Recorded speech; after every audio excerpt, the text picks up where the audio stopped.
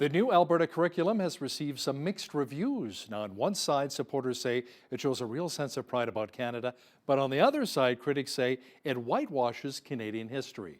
To talk about this in more detail is our legislative reporter and the Alberta correspondent with the National Post, Tyler Dawson, who joins me once again from Edmonton.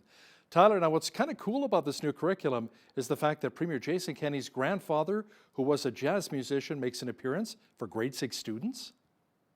Yeah, that's right. There's a section about jazz music in grade 6, and among the songs that students will need to listen to or recognize is one by Mart Kennedy, who is Jason Kenney's grandfather, passed away in 2006, I believe. Was, as a matter of fact, a pretty big name in Canadian jazz at the time.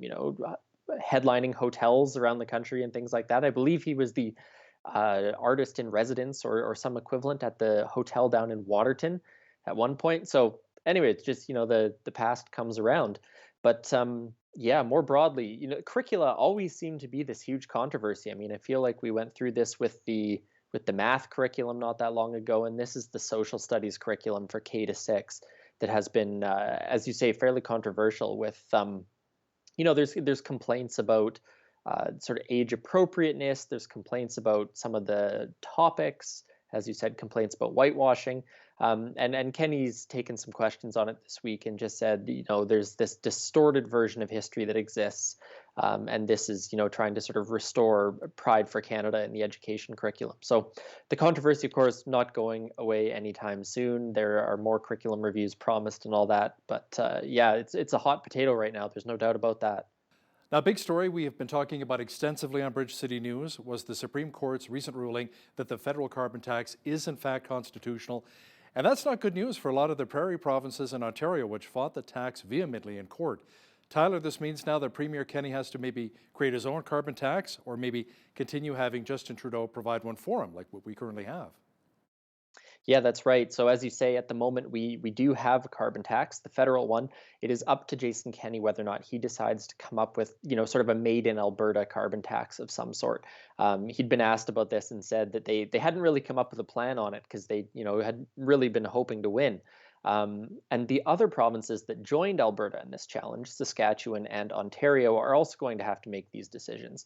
Saskatchewan has hinted it's going to opt with a method somewhat similar to what New Brunswick has, which I believe is some sort of fuel tax combination thing. It's sort of confusing. And Ontario previously, under the Wynne Liberals, had a cap and trade system. So lots of options out there for Kenney. But without a doubt, maybe a bit of an unexpected blow for the premier, and maybe longer term, a little bit of a re-election issue for him, perhaps. Came in promising to scrap the carbon tax, promising to fight the carbon tax, and he did manage to scrap the NDP's carbon tax. He has now sort of lost the fight against it. So yeah, it's a bit of a change from maybe where the rhetoric was a couple years ago for the premier. And the Premier really didn't have a plan B when it came to the carbon tax either, did he? No, no. As you say, there was no plan B. They hoped they were going to win. Now, of course, the NDP taking full advantage of this. They're saying, "Look, we had a made in Alberta carbon tax when we were in government. Why have you wasted all this time? Why have you not come up with a backup plan? Why have you spent money on a legal challenge that ended up failing?" So there's the political side of this too. Is certainly hasn't gone away. And I guess what a lot of us fail to remember as well, that a lot of the money that we're paying out with the carbon tax will actually be coming back to us as well, correct? Yeah, most of it is rebated. I believe it's linked to income, but something like 90% of all money paid out in a carbon tax does come back as a rebate. But obviously, you see that come off your gas bill every month, and maybe you'll get it back, a chunk of it back anyways at tax season. Well, it's true. You're right. When I see my gas bill, I'm like, we had the thermostat down to 15, 14 degrees. What's going on? You've got the delivery charge, the service charge, the carbon tax of $27. I'm like, oy vey, that's tough. Tyler, the UCP announced that it wants to hear from Albertans regarding a new coal policy. It'll feature a 5-member coal consultation panel, and this comes after many Albertans, including country music stars Paul Brandt and Cor Blunt, expressed concerns about water quality and what the landscape will look like in the Rockies. Yeah, big, long running controversial thing in Alberta politics. The government having backtracked off of eliminating the 1976 coal plan has now said they're going to do public consultations on it, and they've set up a five-member panel. This panel has promised to be, I believe they said, quote, fiercely independent, and they're going to do consultations around the province to well, figure out what the coal policy should be.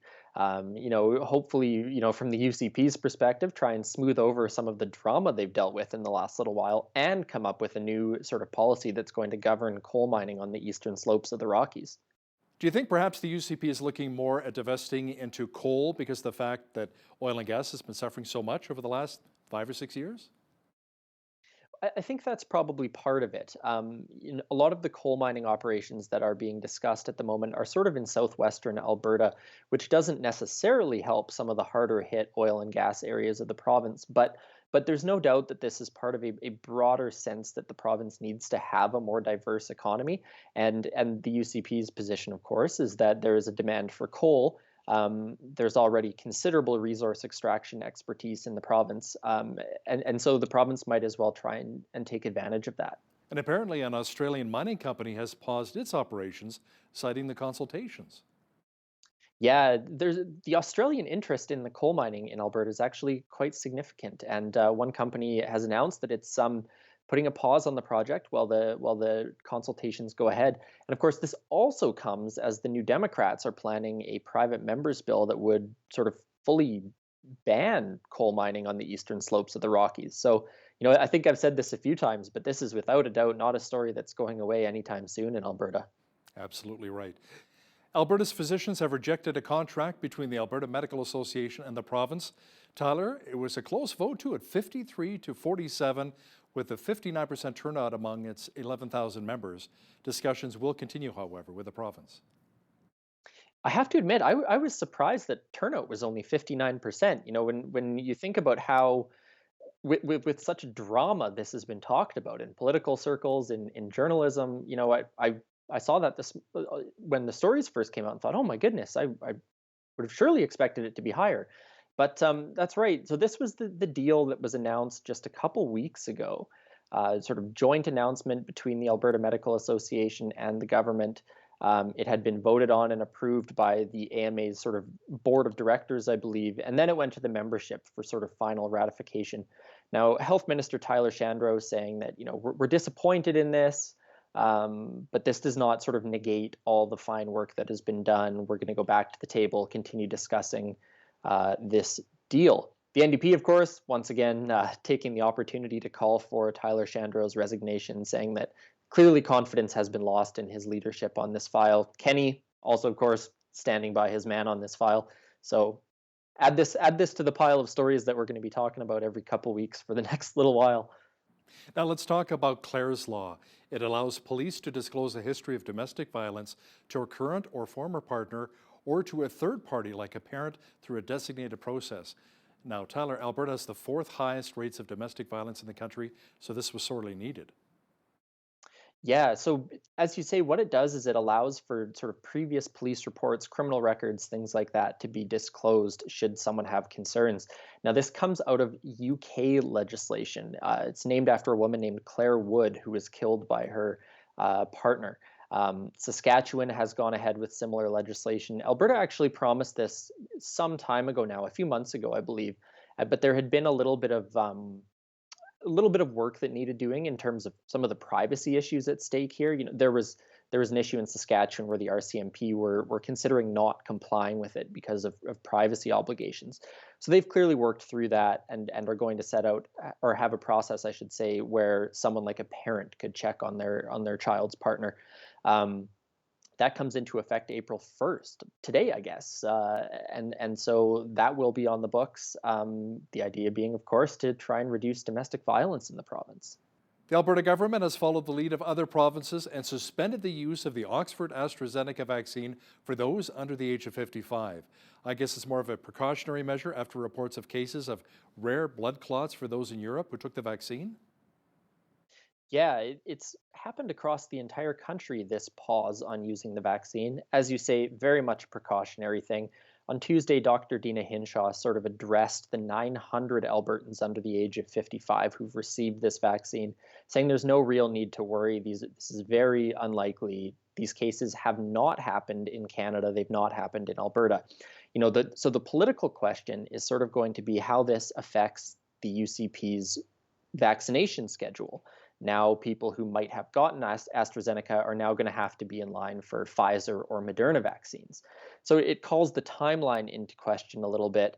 And across Canada, without a doubt, there's going to be a little bit of concern about vaccine safety, which is not ideal, really, for getting through this and getting the pandemic finished. Absolutely. Tyler, the opposition NDP is calling for an inquiry into the Cargill meatpacking plant in High River, which had one of the highest COVID-19 outbreaks in all of Canada. Sadly, 3 people died from the virus and more than 1,000 fell ill, including some meat inspectors. Yeah, so there's this drama also has been going on for probably almost a year, around a year. And the NDP saying that, the government knew things about it and didn't shut it down soon enough. And, there's documents being dug up by unions and things like that. So the NDP just sort of straightforwardly saying, we need an inquiry on this, get to the bottom of it, find out what happened on it. For them, a smart political play because it, plays to their labor base. I think it's also sort of a small town issue the NDP has been able to seize and sort of make their own. Whether or not this ends up happening is very much up in the air, but still lots of drama about this well into the pandemic. The province announced an opioid app which will automatically alert medical personnel if someone overdoses. Tyler, more than 1,100 Albertans died from overdoses last year. Yeah, it's a remarkable number. The unseen sort of pandemic in some ways. The app itself is kind of interesting. The gist of it seems to be a timer gets set. A person uses drugs, and then if they are not responsive in enough time to sort of turn off the alarm or silence the app or whatever it might be, then medical professionals are alerted to come and help. This is sort of part of the government's overall opioid strategy, which has obviously changed from what the NDP was doing, all about harm reduction, things like that. But yeah, it's a step in that program where the UCP is trying to have more of a continuum of care approach to keep people alive, get them into treatment, things like that. But just an awful number of people who passed away from opioid use in the past year. Yeah, very, very sad. Our legislative reporter and the Alberta correspondent with the National Post, Tyler Dawson, thanks for joining me today from Edmonton. Always a pleasure, Hal.